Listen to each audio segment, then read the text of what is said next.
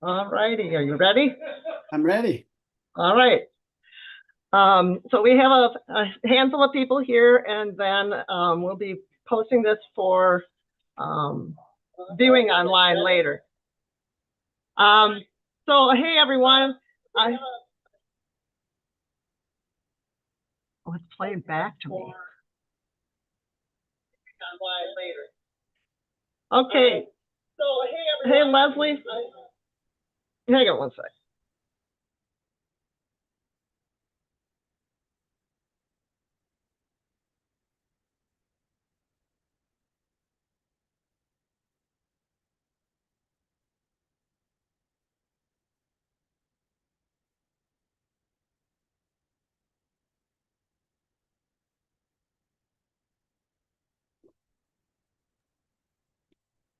Okay, welcome everyone. We are here at the Augusta Library tonight with Doug Bradley. He has written a 2015 award-winning book called "We Gotta Get Out of This Place." Welcome, everyone. We are here with Bradley.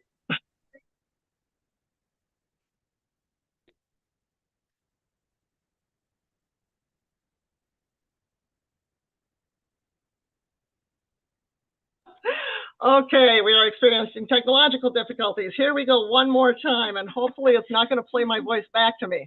My name is Angela, and I'm at the Augusta Library, and tonight we have with us Doug Bradley, who has written a 2015 award-winning book titled "We Gotta Get Out of This Place, the Soundtrack of the Vietnam War." Doug and Craig Werner placed popular music at the heart of the American experience in Vietnam, and over the next 2 years, they made more than 100 presentations coast to coast, witnessing honest, respectful exchanges among audience members. That journey prompted Doug to write the who will the work entitled "Who Will Stop the Rain? Respect, Remembrance, and Reconciliation in Post-Vietnam America," and to further explore how the music of the era, shared by those who served and those who stayed, helped create safe, non-judgmental environments for listening, sharing, and understanding. Doug will be sharing with us for about 40 minutes tonight, and wait, 50 minutes. I was an English teacher.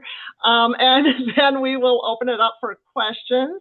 So with no further ado, here's Doug.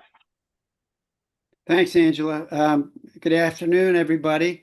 Hope you're staying cool up there. It's been a little hot down here in the Madison area. I'm in Middleton, and I'm glad you're all here. I want to give a shout out to Badger Talks, under whose auspices I'm speaking to you tonight.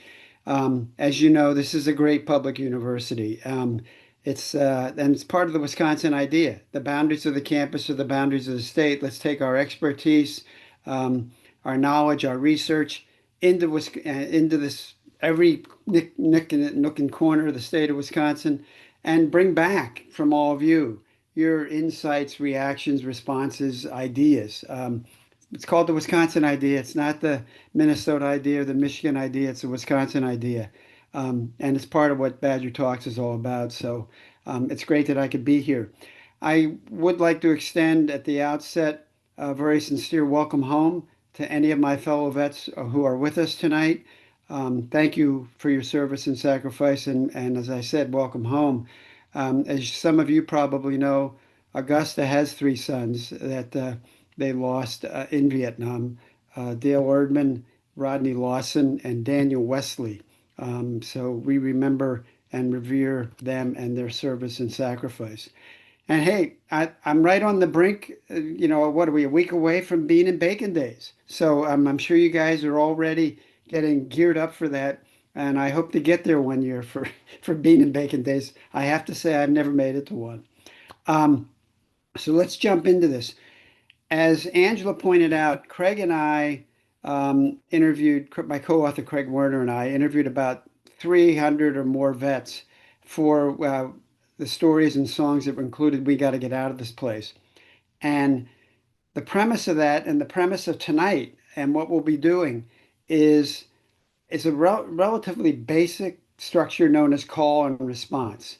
Some of you who are very, very much into music out there know that for a fact. In fact, why don't I just give you a little taste of that? Here's some call and response. James Brown.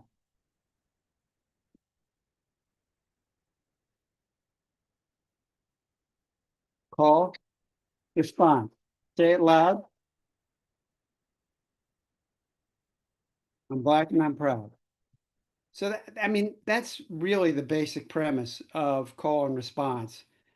The preacher, the singer, who's a guy like me who's at the podium sends out a call, and the audience responds. And that is fundamentally what we did, and we got to get out of this place. The call was to vets, not how bad was it, how hard has it been on you, how you suffering, et cetera, et cetera. It's what was your song? Because in many cases, and unfortunately, shame on us, we didn't open our hearts and our heads and our minds to listening to these vets when they came back. And they had bottled up some of this stuff for 40 or more years. When we say, "What's your song?" in many cases the floodgates open. So the responses are in here, the music-based memories of Vietnam vets. And as Angela pointed out, I mean, we were lucky enough that Rolling Stone magazine named it the best music book of 2015. Well, as she also mentioned in the intro, then we went out on the road, pretty much at our own expense, but we wanted to take those voices and those messages of our veterans out into the community, everywhere, any place people take us, churches, universities, libraries, the Rock and Roll Hall of Fame, et cetera, et cetera. We went all over the country, and the call in this case was the book. We got to get out of this place because that's what we were telling people about. And the response became this: who'll stop the rain? Because as Angela said, we got overwhelmed at what was happening in these sessions. We realize in many ways that our audience is self-selected, but the power of music in those rooms with people, shedding tears, holding hands, getting up and sharing things that they'd never shared. And it was all through that lens and power of music. I think in a lot of ways brought a lot of people home and gave a lot of people greater understanding. So that's pretty much what we did. And, we would set up these things, and the basic elements of call and response are, first the call is made, then you hear the call in the audience, and you have a variety of reactions to what we're saying and what I'll say tonight. Then there's your response to the call. It could be a question, it could be a disagreement, it could be wanting to take the notion of the response and the call in a different direction. Um, from there, we would explore those calls and responses, what we were hearing from the audience, what a veteran said, what a spouse of a veteran said, what a non-veteran said, what an anti-war protester said, all made for a very rich conversation. It's going to happen today with us. You're going to have calls and responses. Angela's going to help to monitor those. You're going to be able to ask me some questions when we're done. Respond to what you're hearing from me this afternoon. Um, and and we can work through disagreements. I mean, it's a beautiful thing about music is allows us to be centered and in the same space, but it also enables us, I think, to feel a little safer, and it's more authentic, it's more honest, it centers us. So that's a little bit of journey I'm going to take you on this afternoon. It's and as I said, we went over the country, so I'll take you in a few of those whistle stops. I'll play a couple of those songs, and I'll let you know, and you can respond later to the response. One of the first places we went, believe it or not, we were lucky enough. Craig had some contacts. He used to be on the Rock and Roll Hall of Fame nominating committee. Was the Rock and Roll Hall of Fame in Cleveland, Ohio? I mean, what better for our generation than have a place that's dedicated to rock and roll? What we like to do in every place we went, and it spoke to the breadth and depth of we got to get out of this place, is that we could identify a singer, a musician, a veteran from any part of the country we were in. So there we are in Cleveland. And one of Cleveland's, well, right down the road from Cleveland, Steubenville, Ohio, one of their favorite sons was this guy. And this song is one of the songs we played.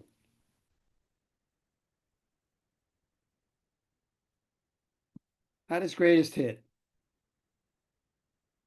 Dean Martin. Well, it's lonesome in this old town. Everybody puts me down. I'm a face without a name, just walking in the rain, going back to your stain, your stain, your stain. I got the holes in both of my shoes. Okay, Dean, thank you. That's not one of his all-time greats, but I think you get the point. Because the story that we shared there with nearby Steubenville and Dean Martin at Rock Hall of Fame in Cleveland is that one of the guys we interviewed for the book, a guy named Charlie Trujillo, Chicano vet, who had some great stories to share. Well, in Charlie's unit, and he was out in the field a lot. He was in the infantry. In Charlie's unit, they were like the music that they had access to were two discs. We didn't have CDs then. Two cassette tapes, and one was Dean Martin's greatest hits, and the other was these guys' greatest hits. It's the Temptations.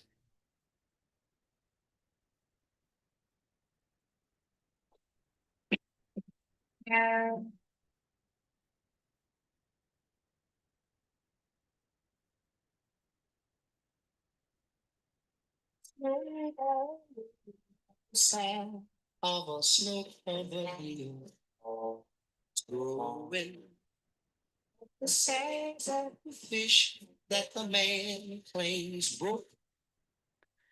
So there we are, and we've already got a great setup because Charlie tells the story and the audience starts to make these associations. And the only music they had access to, but they had some music, was Dean Martin and and the Temptations. The other interesting thing is what Charlie told us was when they were engaging the enemy, and sometimes if they were above a hill and the North Vietnamese with Viet Cong were coming at them, they would roll grenades down and they would sing that line by the Temptations like a snowball instead of a snowball, like a grenade rolling down the side of a grass covered hill. It's growing. So, I mean, a crazy set of connections and relationships. Again, that's the power of music. That's what it triggered for Charlie. That's what we told the folks in Cleveland. All right. So you heard a little James Brown. You heard a little bit of Charlie. Now we're going to take you to Pennsylvania. And a native of Pennsylvania, Mr. Bobby Vinton.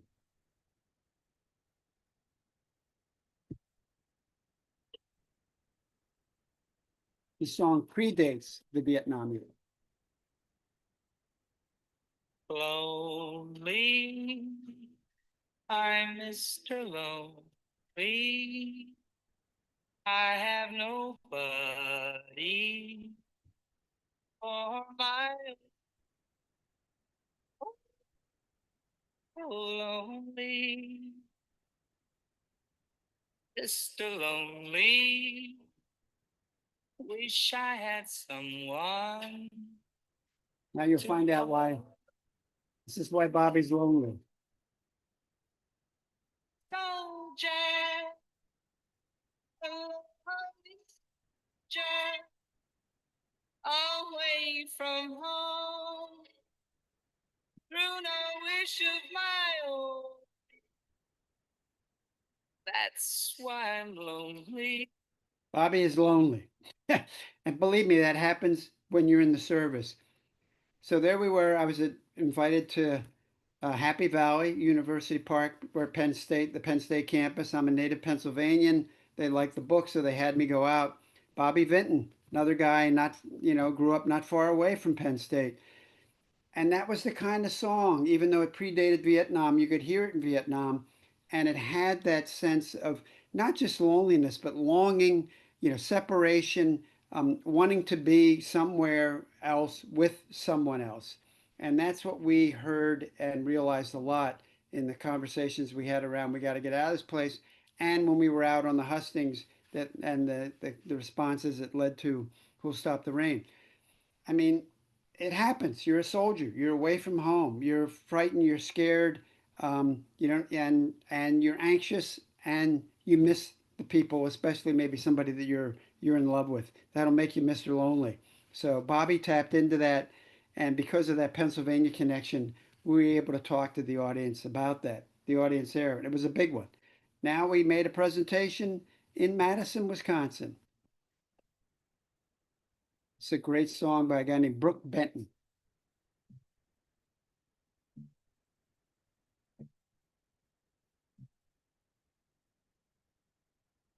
Uber and buy my suitcase, trying to find a warm place to spend the night.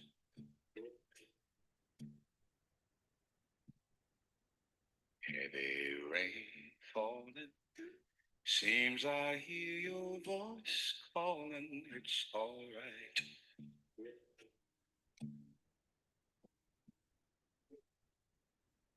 A rainy night in Georgia,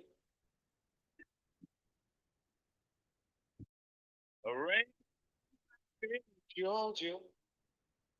Seems like it's raining all over the world. I feel like it's raining all over the world. Powerful, poignant song, and a wonderful, wonderful voice, a great artist, Brooke Benton. So here was the setting. We periodically between, the Whistle Stop tour, we came back to Madison to refuel, see our families, get ready for the next visit.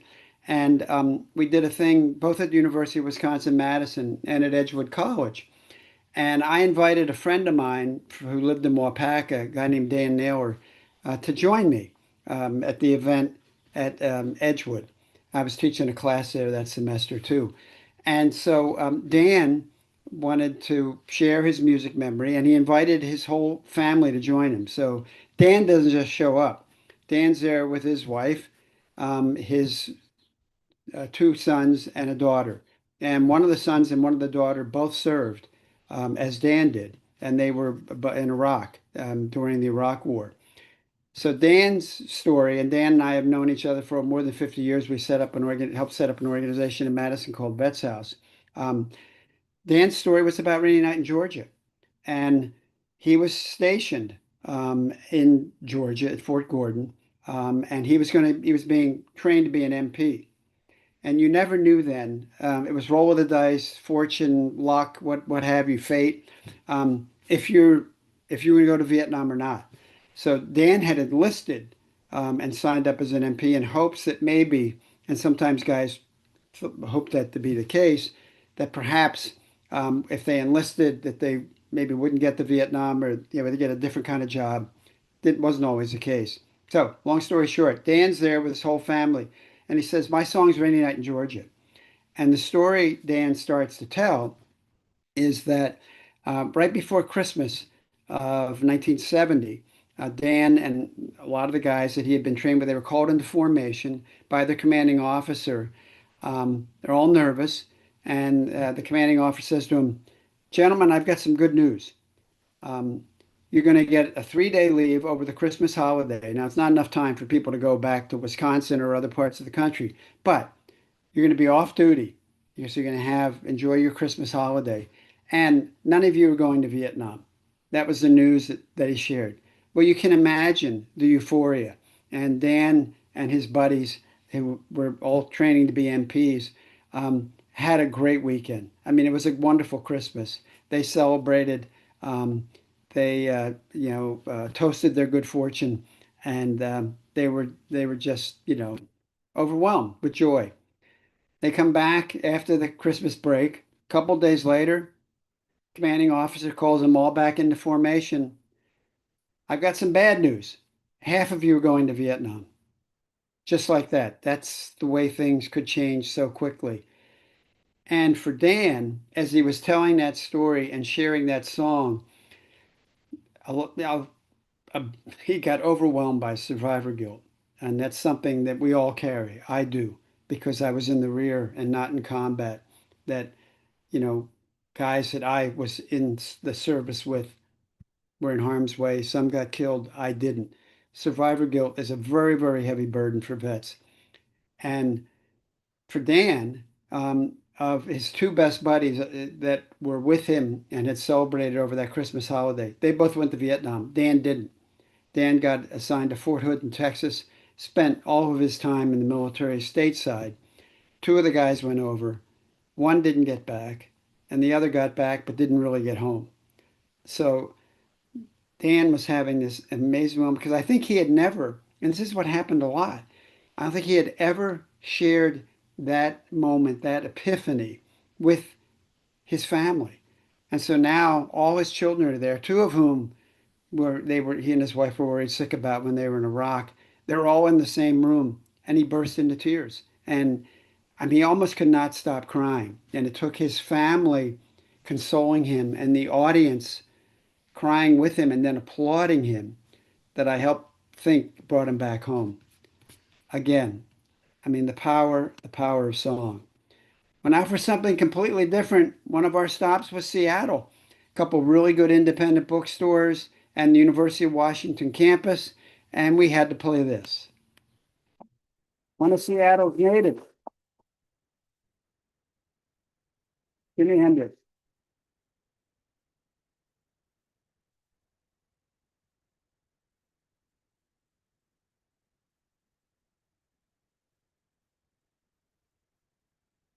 Been some kind of way here. Bob Dylan song. Said jump to that thing. There's too much confusion. I can't get no relief.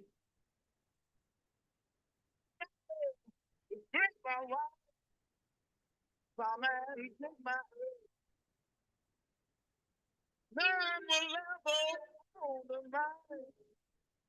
Nobody out there will.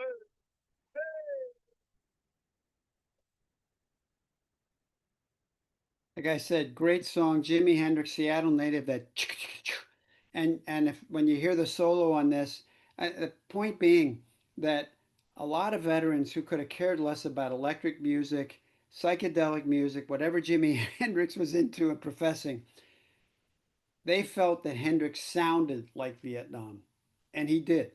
I mean, he's got a song called Machine Gun that sounds like a machine gun. If you ever listen to his Star Spangled Banner at Woodstock and you hear all the different sounds, helicopters, machine guns, the Navy songs, the Army songs. I mean, it all is there.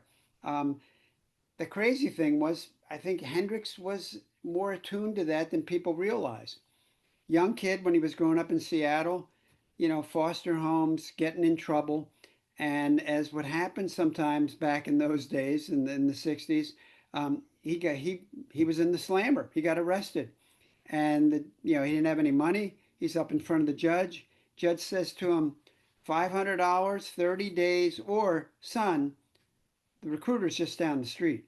So Hendrix went and enlisted, to get away from being in jail and paying the fine. Um, Turns out he was probably the worst soldier in the history of the Army. He eventually got kicked out because all he wanted to do was play the guitar. But when you think about his music and the fact that now he's in a military environment and he's meeting a lot of Vietnam vets coming back from Vietnam, guys going over to Vietnam, he's sort of taking this all in to his music playing. And when he does a song, because he was with the first Air Cat, the 101st Airborne. So when you hear a song like Purple Haze, where he says, "Excuse me while I kiss the sky," and that's not "kiss this guy," it's "kiss the sky." You realize that's what paratroopers said when they jumped out of airplanes. So Hendrix is more rooted in military and Vietnam than I think a lot of people ever realized. And on songs like All Along the Watchtower, got a great song, a great message. We always said to ourselves some of those days in Vietnam when things were going a little hairy, are we going to find some way out of here? And Dylan even admitted later when he heard Hendrix's version, he said, it was way better than his. Music keeps doing it. Thank you, Jimmy. All right, now we go to Kansas City.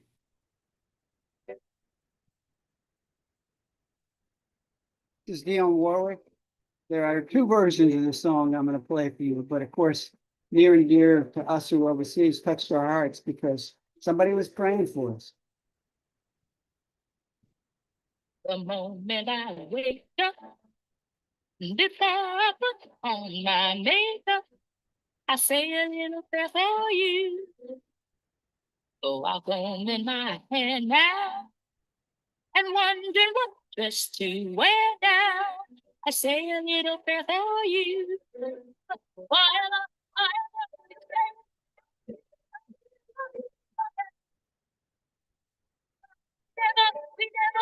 And now this young lady, Queen of Soul. A little different version, a little more soulful.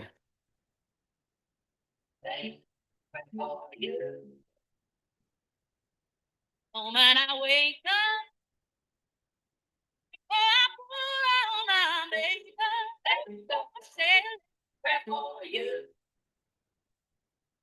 I'm combing my hair now and wondering what dress to wear now. Wait down, say a little prayer for you.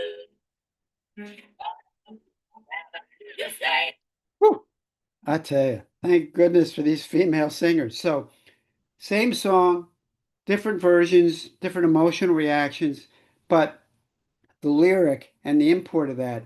And what I knew, and the reason I was playing it in Kansas City when I was making a presentation there, excuse me, was that Hal David of Burt Bacharach and Hal David was from Kansas City.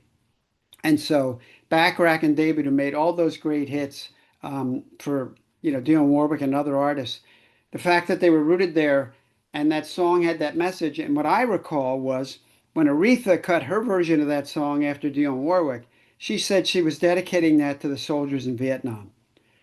And that, like I said, it warmed our hearts.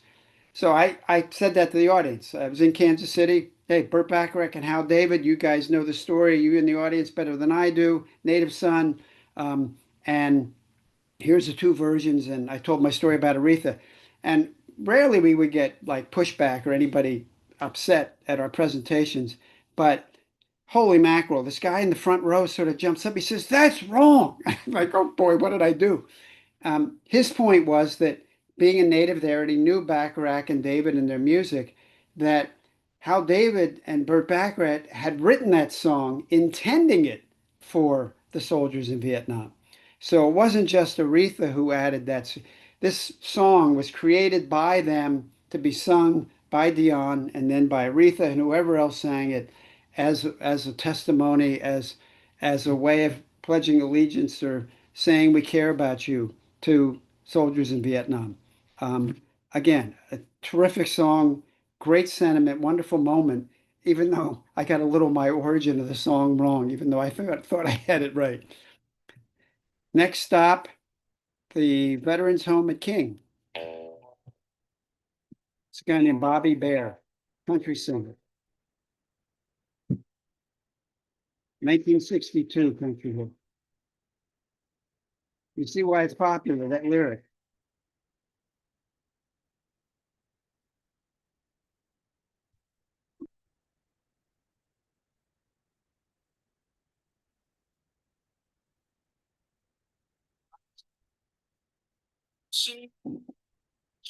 City.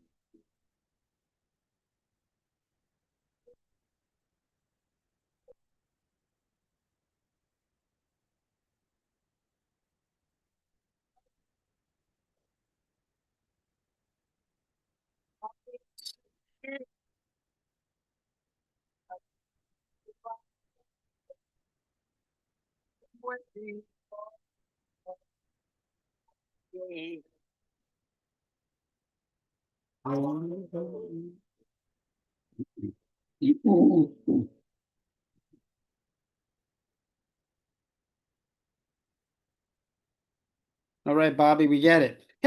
um, that song had enormous staying power in Vietnam, sometimes to the point of annoyance. Again, the lyric, you know, I want to go home. Repeated, repeated, repeated. What's this? What does every soldier want? Especially if you're in a war zone in Vietnam, you want to go home.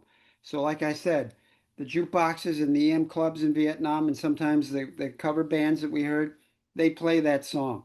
And sometimes somebody's had a few too many drinks and they're feeling really lonesome and getting blue. They keep playing it. They keep putting nickels or quarters or whatever we had into the jukebox, and it could start a ruckus. Play anything but "I Want to Go Home." But again, a song not about Vietnam, came out in '62. It's about a guy moving from the South to Detroit, misses his family, especially misses his girlfriend. Becomes a big hit in Vietnam and listened to by Vietnam vets. So I'm playing that's on a playlist, and I'm at the King Veteran Home in near Wapaka. And I think a lot of for a lot of vets, that's their last stop. Um, they can't live at home anymore. They can't very well provide for themselves. Many of them are in very difficult shape. And King and the other veterans homes that we have in Wisconsin are the only way that they can manage this. Is some refuge there. So, and it's very sobering because guys are coming in walkers, in wheelchairs. Some they open the back doors. They even had some people come in their hospital beds. Room was full. The staff and the residents. And I'm going through the playlist, and there's a fellow I'm noticing who, I don't know if he had Tourette's or Parkinson's or just, in a combination with PTSD or whatever else he had. And he was sort of kept shaking around and moving and making grimacing and making sounds. But, I mean, hey, it's his hospital, and we're going to do the best we can.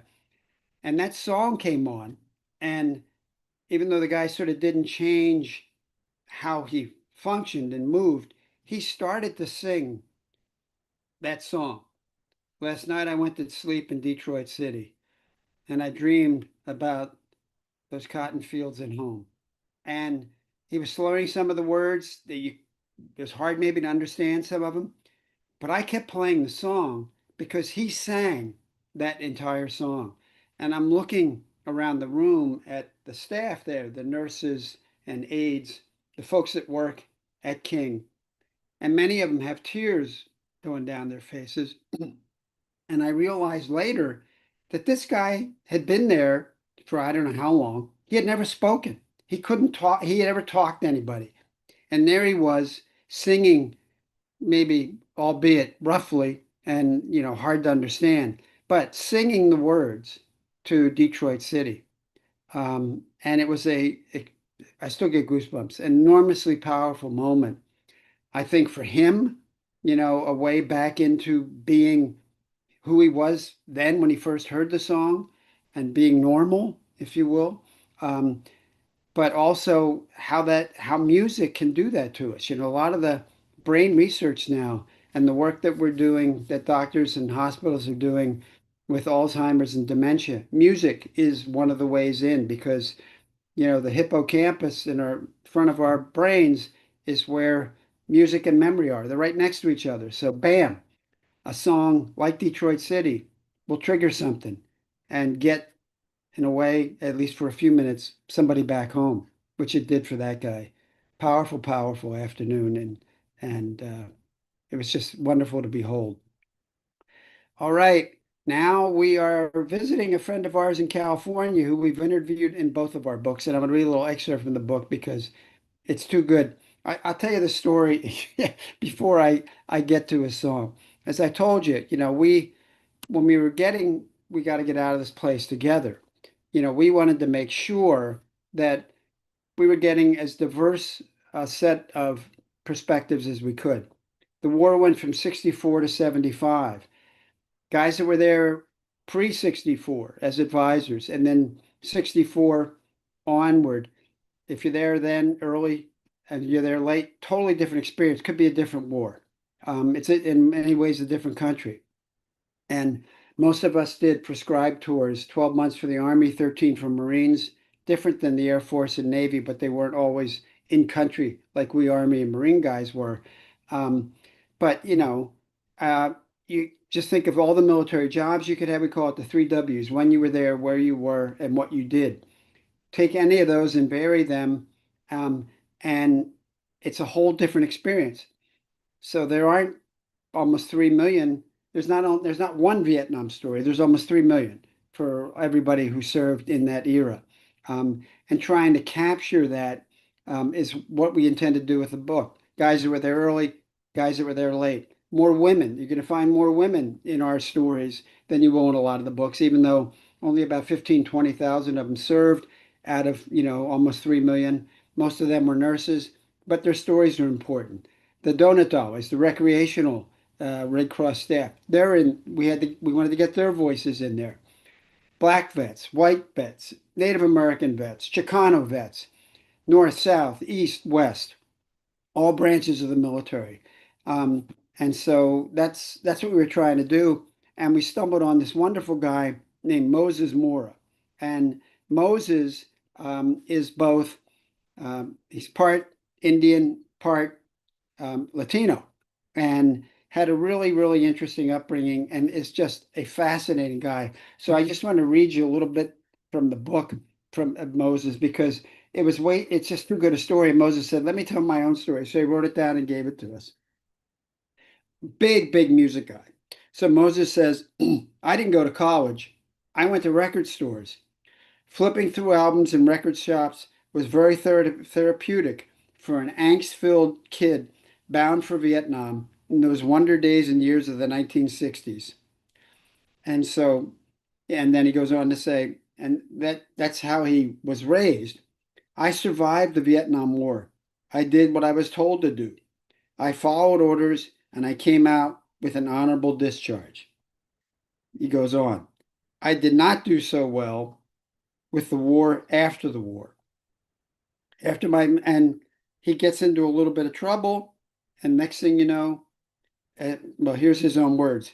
After my military service, I didn't go back to college. I went to jail, not Yale, jail. State Penn, not Penn State. Guy has a sense of humor. I experienced several years in and out of jails. It was known as doing life on the installment plan. So he's in Soledad Prison, one of the rough places. And they had a radio station there. Who becomes a disc jockey in Soledad Prison but Vietnam vet Moses Mora?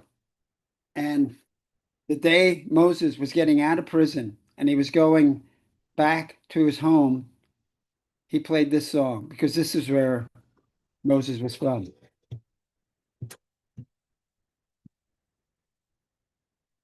And he signed off on that last show and he said, Adios, gentlemen. I'm going down the high. I'm going down back home. I'm going down Ventura Highway.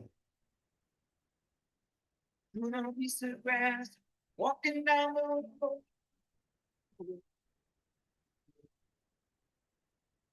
Tell me how long you stay, Joe. Some people say this town don't look good in snow. You don't care, I know. But yeah. But what a moment, especially for a character like Moses, who music, in a way, and he'll say this, saved his life. Because when he got out, he went back to his hometown of Ventura. He started, he started a place there, an art cultural center. He brought in other Vietnam vets, many of them Hispanic, and started to do ceremonies and rituals that helped to bring him back home. In fact, when we went to Phoenix, one of our other stops, we realized the power of ritual more than ever.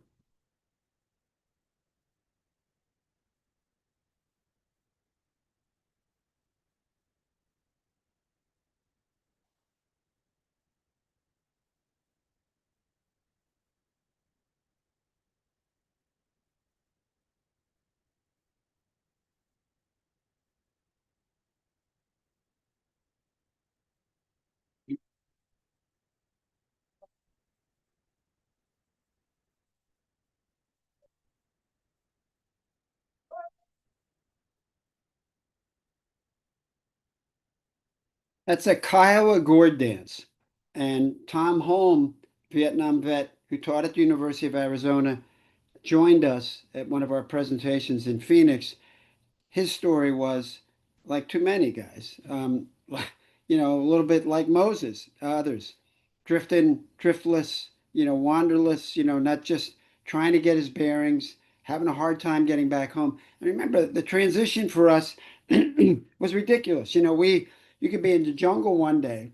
You could be at the 90th Replacement Battalion, means you were getting processed out of country the next day. You'd be on a Freedom Bird, a plane home the next day, and it's basically the same day because you're crossing the international date line. And you land in either Fort Lewis, Washington, or Travis Air Force Base in San Francisco, and the next day you're out of the Army. And you haven't processed any of this, what you've been through, what the 365 or more days before that were like. It was difficult. And some people never got off that plane, never really got back. Tom was one of them. But then when he was careening out of control, one of the tribal elders, he was a Kiowa, raised Kiowa, took him aside and said, I mean, sternly, a woman, and she said, "You're going to come to a gourd dance and you're going to perform the ritual and you're going to stay and stick with this and we're going to bring you back." And darn if it didn't do it. for Tom. Doesn't mean it always worked, but I have to say, from my experience with with Vietnam vets over the 52 years I've been a Vietnam veteran, um, Native American tribes did what a lot of us didn't do. As a community, they welcomed the veteran back. As a community, they tried they tried to cleanse him or her of what they'd been through. They wanted to reunite with them. They wanted to get them back into the tribal arms and be somebody who could just be a human being again. Water ritual, gourd dances, sweat lodges, whatever it was, and in many cases it worked. Not that everybody Native American who went made it and it worked, but in more cases than not, it did, and it was what the rest of us weren't getting because we weren't getting parades or welcomes or dances or rituals. We were just coming in and out of our cities because we didn't go over as units, we didn't come home as units, and in many ways, some guys left to suffer on their own. So it was powerful what the tribes did. And I was reminded of that when a very good friend of ours, we have, you've got a tribe right near, the tribes are all over Wisconsin, and there's some right near Augusta. Um, and we have the Ho Chunk here in the Madison area. And I got to know a guy from the Ho Chunk tribe, um, uh, you know, Vietnam vet, combat, valorous, highly decorated, became a lawyer, did a lot of work around Native American rights, died way too soon because of Agent Orange exposure. And but out of respect to him and because we knew him when they were having a service for him at the Ho Chunk Reservation, we wanted to go up and pay our respects. But again, too, we did not want to get into the way and interfere with anything that the rituals and the tribe wanted to have happen. So we were holding back, way back. And one of the tribal elders came back to us and said, are you Vietnam veterans? And we said yes, moved us up to the front of the line. Um, that's the kind of, I think, both commitment, understanding, appreciation for service that the tribes have, and they had ways for guys to get back home when the rest of us didn't have those ways. Now we're in Detroit, where you might think we're in Vietnam if you hear this. It's called Mystery of the Mekong, which was a river in Vietnam.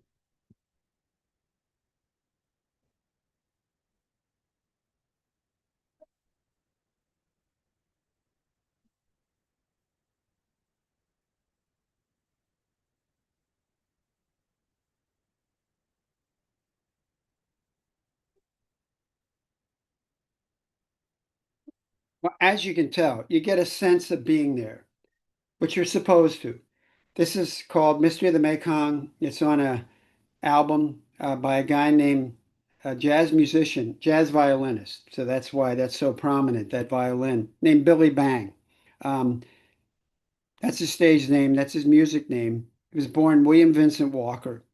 But Billy Bang, especially during the era of the 60s into the 70s, maybe into a little bit and even to the 80s, was if you wanted a jazz violinist on your jazz album, a lot of, maybe fusion jazz, things were changing, moving in the music world and in the jazz world.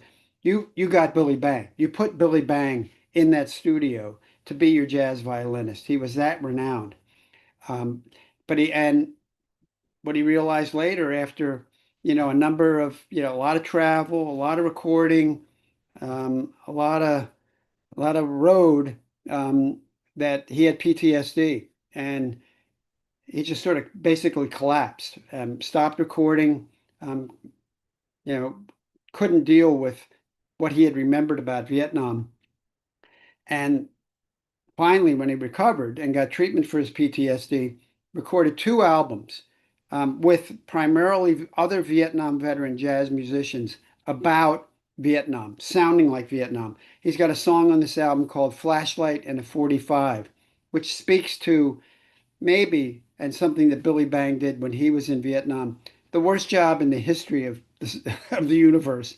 Um, we eventually realized that the Viet Cong, we were wondering if bases were entirely secure. One close to me, Cu Chi, which was not far from where I was in Long Binh. The perimeter is defenseless. I mean, it's indefensible. It's totally locked down. They can't get in. We know they can't get in. We would spot them. Yet the ammo dump burns up. It blows up. Somebody gets shot. Well, eventually we realized they had tunnels down there. They'd been fighting for 1,000 years. First the Chinese and the Japanese, the French, us. And these were like little cities underground. They had hospitals. They had kitchens. We didn't know that. And when we found it out and we would find one of these entry holes, we would give a guy, usually the smallest guy in the unit, a flashlight and a 45 and send him down there to engage the enemy. Imagine how frightening that can be.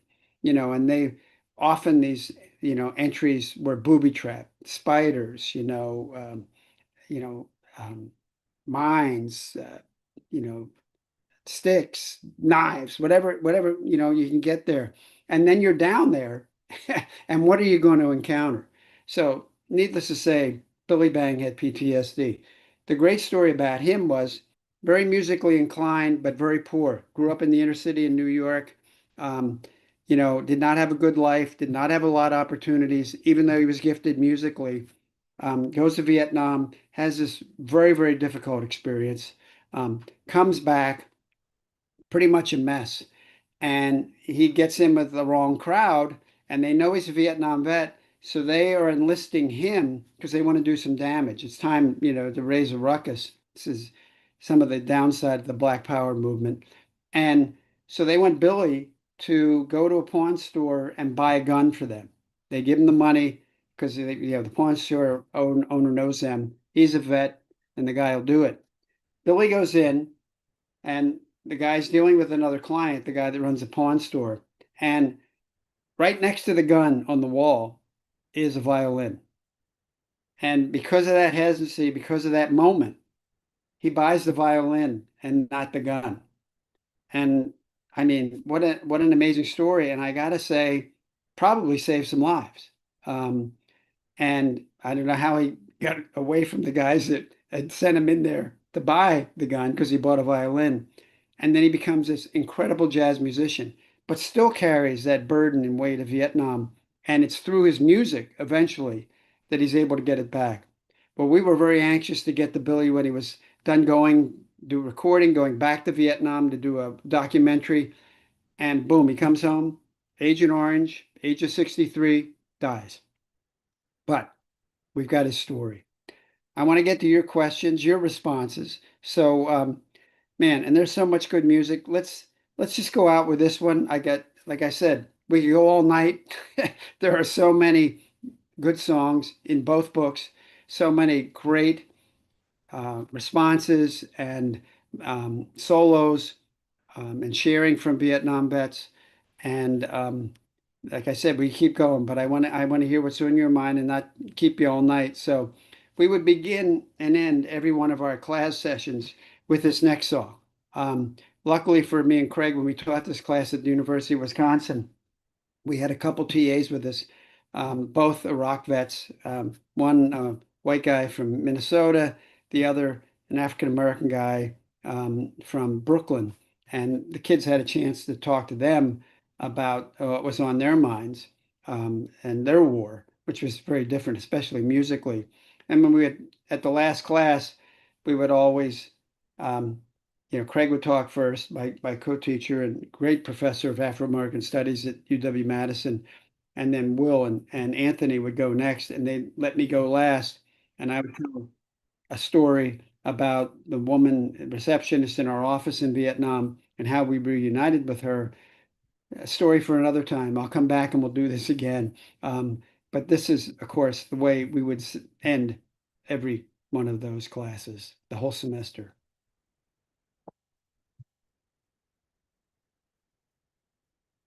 PCR.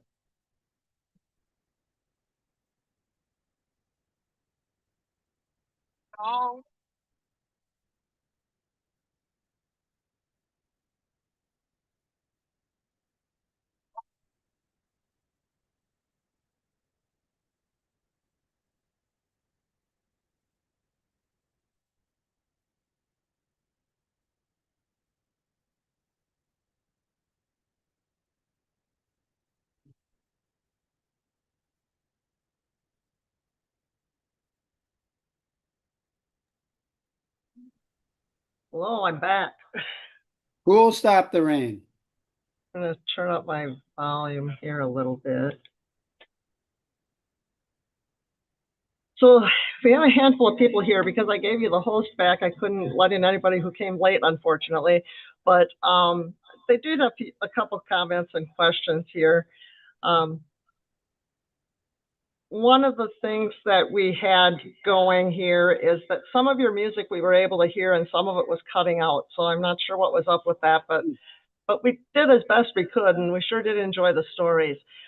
One woman wanted to know, have you ever been to the High Ground Memorial in Neilsville? Never, yeah, absolutely. Multiple times, and I was just there about a year ago and did a presentation.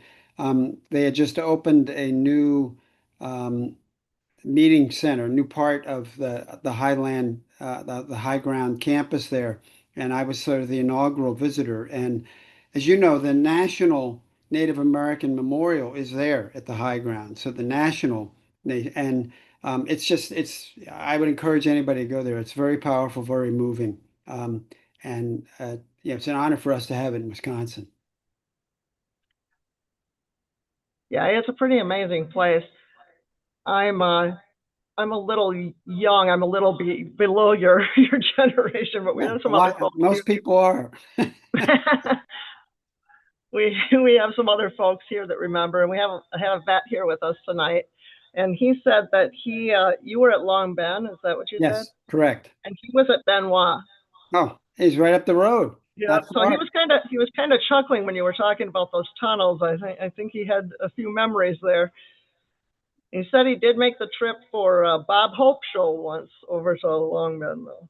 I saw Bob Hope in Long Bin too. 19, it He was did. the end of 1970 for me. Yeah, he did. It I'm didn't sorry really we have. could I'm sorry I couldn't let those other folks in. I should have been able to do something. I just, I was so busy talking, I wasn't looking at Yeah, well, like I said, it was really weird because probably about half of it, maybe a little bit more, we heard, and then just a couple of them just weren't coming ah, through for us. But interesting. um, I don't know. Somebody did say that if they had known the songs, they could have looked them up on their phone. So I don't know if you would want to email me a list of the songs you used, Okay. and I could get that to them. I'd be glad to do that. And anybody who's on Spotify, there's a whole Stop the Rain playlist on there they could just find. Former student of mine put it together named Gretchen Poston. But if you're on Spotify and you just search for Who'll Stop the Rain, the playlist will come up. And I Oh, mean, okay, perfect. all the songs will be there. I mean, there's a couple hundred songs there easily. Awesome. That's that will make it the world of difference, I'm sure. Um, we check in with them over there quick.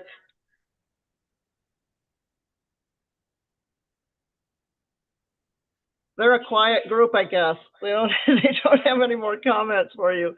You do have Okay. about 5 more minutes if you have anything final things you'd like to share, though. Well, I just think that, again, what I sort of talked about a little bit in the course of this is you begin to realize how powerful music is. And, for us in Vietnam, there's never going to be another war like that because, the music, not only has the music industry changed, but our access to music has changed so radically. There's been music in all wars, and there was in World War I and World War II, but there wasn't ways that you could mediate your own tunes. And for us, we heard music on Armed Forces Vietnam Network, 24 hours a day, 7 days a week. They had transmitters all over the country. We had wonderful, DJs that did the best and played as good a soundtrack as they could. We had great cover bands, Filipino, Vietnamese, um, Korean. They couldn't speak a word of English, but they could nail a set list. Guys in the Hooch had guitars, cassette decks, real tape. Now, again, in the field, silence is what you need. You got to hear a twig break. But when you were back in the rear, or if you worked in the rear like I did, you had access to music all the time, and the music kept us together, kept us connected, both to ourselves, our four fellow troops and people back home. So can't say enough of what a important, influential, and sustaining element that was for that era. And I think it remains that has that kind of power today, even though, as I said, music has changed, the music industry's changed. When the kids would come into our class, they wouldn't know anything about Vietnam, but they know the music because you can get access to anything. It's all there. So they'd come into class knowing Aretha and James Brown and the Doors, and Dylan and the Beatles, and then we would connect that to a veteran's story, and you have a great teachable moment. I just want to thank you, Doug, for presenting tonight. We did, because of our technological glitches, have a couple of people that were stuck in the waiting room, I think. So for them, I want to mention that we did record this, and we will be posting it out there. It's on YouTube, but we'll post a link. Apologize for that, but technology is technology, I guess. I hear you. Thank you very much. Thank you, Angela. And everybody.